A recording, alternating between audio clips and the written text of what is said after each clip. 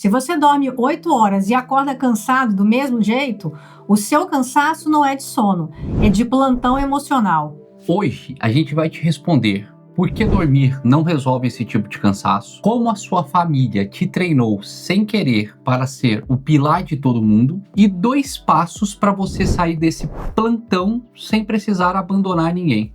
Nós somos um casal de psicólogos e esse cansaço tem surgido no nosso consultório e por isso nós decidimos gravar esse vídeo. Primeiro, vamos separar 2 coisas que todo mundo mistura. Cansaço físico é músculo. Você usou, ele esgotou. Você dorme, ele recupera. Simples. Agora, exaustão emocional, aí a gente está falando de um outro sistema, né? É o seu sistema de alarme interno ligado, sem pausa, monitorando as necessidades de todo mundo ao seu redor. Quem já viu o nosso vídeo sobre ansiedade no relacionamento, vai lembrar dessa expressão. É viver de plantão emocional 24 horas por dia. E o plantão não se resolve com um travesseiro, com horas de sono. Você pode dormir 10 horas, se o alarme continuar armado na sua cabeça, você acorda em serviço, em plantão. É como se você fosse um bombeiro, né? Toda hora aquela sirene tá tocando e você tem que apagar o incêndio. Pois é, e uma coisa que a gente vê direto no consultório o tempo todo é a pessoa que chega e fala: Renata, mas eu tirei 15 dias de férias e voltei pior. Claro, né? Voltou pior porque levou o plantão junto na mala. Ficava lá na praia respondendo o grupo da família, resolvendo briga do irmão pelo celular e se sentindo culpada ou culpado por não estar disponível o tempo todo. O corpo estava na areia, mas a mente estava de uniforme, trabalhando. E esse é o cansaço que o sono não cura, porque não é falta de descanso, é excesso de vigilância. Agora, a pergunta que vale ouro. Por que você virou o pilar da sua família? Por que é sempre para você que mandam mensagem ou ligam? Bom, certamente isso começou muito antes do que você imagina e ninguém te contou. Tá, mas o que ninguém me contou? Quando começou isso? Provavelmente lá na sua infância e não necessariamente alguém sentou com você e te ensinou esse padrão, mas você, observando, aprendeu a seguinte regra, a seguinte relação. Se eu der conta de tudo, eu vou ser amado, eu vou ser amada. Então, você provavelmente foi a criança que cuidava dos seus irmãos, que acalmava sua mãe, que não podia dar trabalho porque a casa já tinha problemas demais. E na terapia do esquema, isso a gente chama de esquema de autossacrifício. É uma regrinha que fica registrada bem lá no fundo da sua cabeça que diz: as necessidades dos outros vêm sempre antes das minhas. E a criança que vira adulto com essa regra não sabe receber cuidado, só sabe fornecer. E aí entra um mecanismo que mantém tudo funcionando. A culpa. Repara, toda vez que você tenta descansar, dizer não, se afastar um pouco, o que dispara na sua cabeça? A culpa, gente. A culpa é a cola do esquema. E a família, sem perceber, tá? Isso aí não é uma coisa, né? Não é um caso armado, tá? Tirando algumas situações, óbvio, né? Eles reforçam com elogio, mas esse elogio, ele é mais perigoso do que parece. Porque ele vem assim, né? Mas você é tão forte, você dá conta de tudo. Esse elogio é uma algema com laço de presente. Porque todo sistema, e família é um sistema, se organiza em volta de quem nunca diz não. Quanto mais você entrega, mais o sistema aprende ao quê? A pedir, a hiperdemandar. É um treino que vocês fizeram juntos.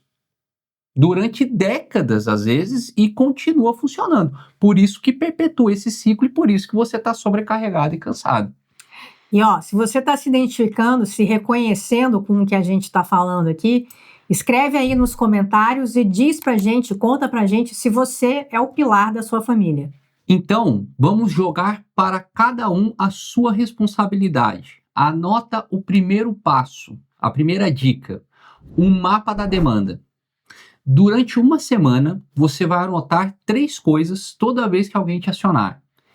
Quem pediu, o que pediu e quanto te custou numa escala de 0 a 10. Entenda, você precisa conhecer o seu inimigo, tá? Isso é um segredo aí de guerra, tá? Você está há tanto tempo no automático que nem sabe o quanto que essas demandas te sugam. A exaustão emocional, ela vive nesse invisível. Quando você coloca no papel, o modo automático do cérebro, ele perde a força. Carga à vista é carga que pode ser negociada. Aquilo que você não vê, você não consegue nem negociar. Pois é, e aí quando você tiver com esse mapa em mãos, você passa cada demanda por 3 perguntas.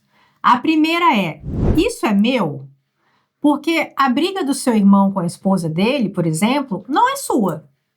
A segunda pergunta: isso é para agora? Muita coisa que chega como urgência é só a ansiedade do outro pedindo passagem. E a terceira pergunta é: tem que ser eu? Sua mãe tem outros filhos. E se não tiver, provavelmente o problema, a questão, tem outros caminhos para ser resolvido, solucionado. Você vai descobrir que boa parte do seu plantão é demanda que você adotou. Não demanda que era sua, e devolver isso, gente, não é crueldade. É só devolver para o dono. Eu posso falar um pouco sobre isso, porque por experiência própria, porque é o seguinte, nós mulheres, a gente já nasce da cultura escalada para ser o pilar da família, né? É a filha, é a mãe, profissional, esposa, e a gente é muito bem treinada desde menina, desde pequena, a achar que isso é amor. Hoje eu sei que amor com plantão, 24 horas, não é amor. É esgotamento com um crachá bonito escrito amor. E o problema é quando você quer essa plaquinha, né? Sim. Porque você aprendeu que é isso que te traz essa sensação de ser amado, de ser valorizado. Sim, sim. Gente, por isso que a gente está falando, não é fácil quebrar esse sistema. Como nós já falamos no vídeo, esse é um padrão que ele é alimentado através da culpa e também dos elogios. Entende? O tanto que é complexo isso aqui, você acaba sendo reforçado pela sua sobrecarga. E aí você fica com medo. Se eu não me sobrecarregar, será que as pessoas ficam? Né? Toda vez que chega um parente, chega uma mãe, chega um irmão ou a sua própria esposa e fala: você é o cara, você resolve tudo pra gente, sem você nós não conseguiríamos fazer nada. Tudo isso vai alimentando um processo interno dentro de você que vai ficando muito difícil de você se posicionar com não. Essa foi uma das minhas demandas também de terapia, né? Porque assim, eu acho que praticamente muita gente que busca terapia, é engraçado isso, né? O algoz, ele não busca terapia. Aquele que tá ou andando uma sobrecarga no outro, ou uma pessoa narcísica, essas pessoas não procuram terapia. Quem procura é a vítima, né? Aquela pessoa que já tá num sistema em sofrimento. Eu tive que passar por um processo de aprendizado para colocar esses limites e devolver a carga que não era minha, né, para cada um. Eu sei que é difícil dizer não para quem nós amamos, mas se essas pessoas nos amam também, elas vão entender e vão gostar de nos verem felizes e leves, né? Porque dessa forma essas pessoas elas estão te deixando pesado. E no meu caso o processo foi o contrário. Por eu ser a filha caçula, eu não era o pilar, né?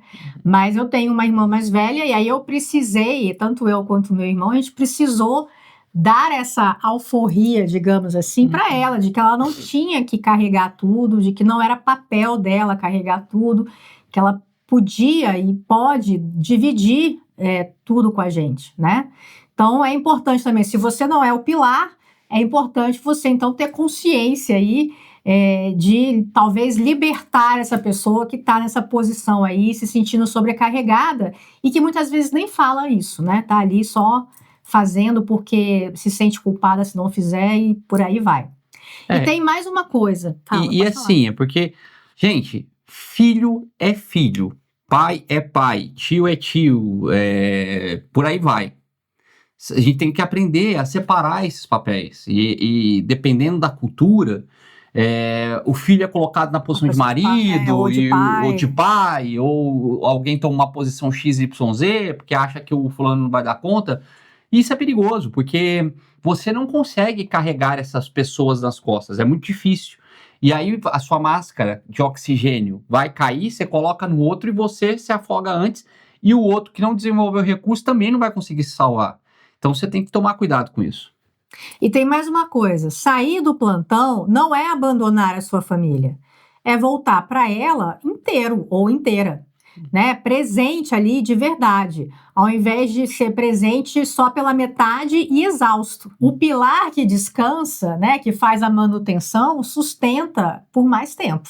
Agora, se junto com esse cansaço veio aquela sensação estranha de que a vida passou e você não viveu o que queria, a gente fez um vídeo sobre a crise dos 30 e 40 anos, o luto pela vida que você não viveu. Tá aparecendo aqui na tela. Te espero lá, deixa seu like, compartilhe, né? E até o próximo vídeo. Até o próximo vídeo.